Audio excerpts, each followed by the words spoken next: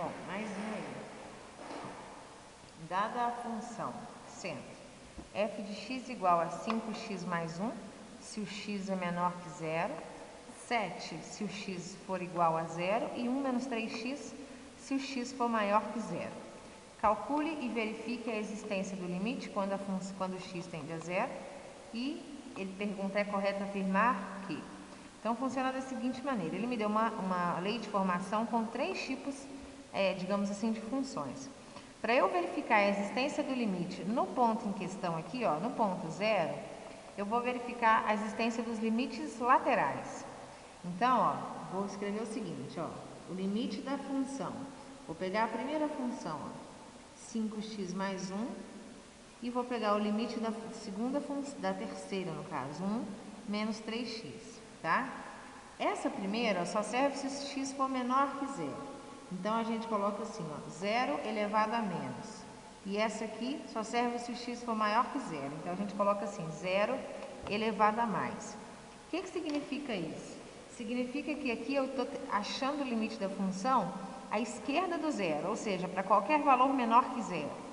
E aqui eu estou achando o limite da função à direita do zero, tá? Eu não preciso pegar essa parte do meio, porque a ideia de limite não é exatamente no próprio zero, e sim na vizinhança, em números próximos a zero, à direita e à esquerda, que é assim que a gente fala, tá? Então, aqui são limites laterais, limite lateral à direita, limite lateral à esquerda, tá? Então, vai funcionar da seguinte maneira. Bom, eu vou simplesmente calcular esses dois limites, que basta eu substituir o zero nos dois. Se os dois derem o mesmo número, significa que o limite dessa função vai existir e vai ser esse número. Se derem números diferentes, eu vou falar que apesar de existir os limites laterais, o limite da função não vai existir, tá? Então, vamos calcular. Aqui, ó, só substituindo zero, eu vou ter 5 vezes 0 mais 1. 5 vezes 0, 0, mais 1, 1. Então, o limite lateral à esquerda deu 1. Limite lateral à direita, 1 menos 3 vezes 0. Só substituir o número aqui, ó. Então, eu vou ter 3 vezes 0 é 0. Então, 1 menos 0, 1. Então, repare que deu o mesmo valor.